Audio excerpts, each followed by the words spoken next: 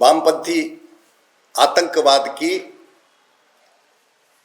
एक प्रकार से अंतिम स्थिति है। बस्तर में वामपंथी आतंकवाद घुटनों पर है, मिटने के कगार पर है।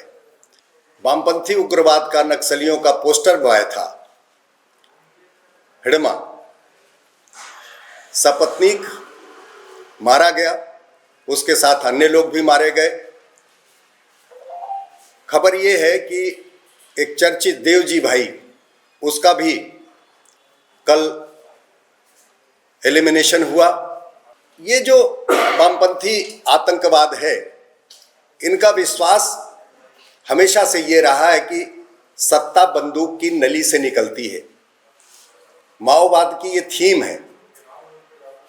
भारतीय समाज ये मानता है कि सत्ता संविधान से निकलती है, जनता के द्वारा निकलती है। बुनियादी तौर पर उनकी विचारधारा इस मिट्टी से बहुत दूर रही है, लेकिन कांग्रेस की जो ढुलमुल और कंफ्यूज नीति रही है, उसके कारण सशस्त्र विद्रोह की पैरवी करने वाले लोग और बड़ी मात्रा में पूरे देश में थे।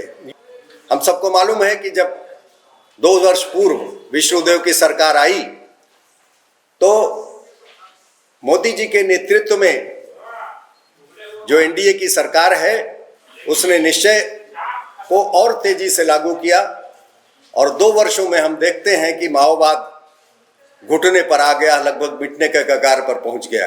कि जो पीसीसी के अध्यक्ष हैं श्रीमान दीपक वैद्य जी,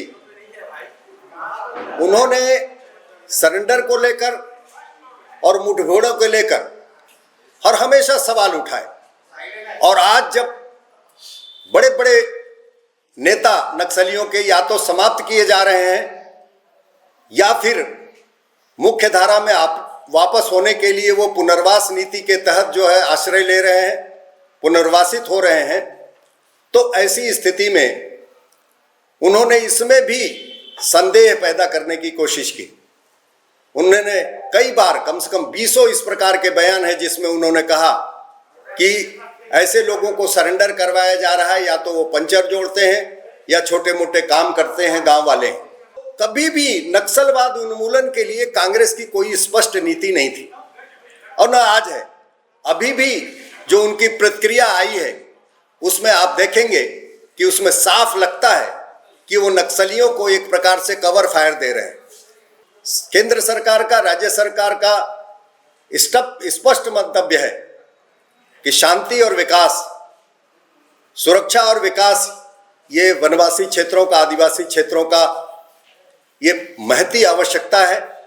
हमने देखा है कि गृह मंत्री, जब केंद्रीय गृह मंत्री बस्तर ओलंपिक में आए थे, तो उन्होंने कहा था हिडमा के लिए कि 30 तारीख तक हम हर हालत में उसको पकड़ लेंगे या तो एलिमिनेट कर देंगे। और आप लोग सब जानते हैं कि उसके 12 दिन पहले हिडमा ढेर हो गया। सुकमा में, बाकी जगहों पर बस्तर में एक प्रकार से फटाके फोड़ के लोग दिवाली मनाए। एक बहुत बड़े आतंक से मुक्ति मिली है।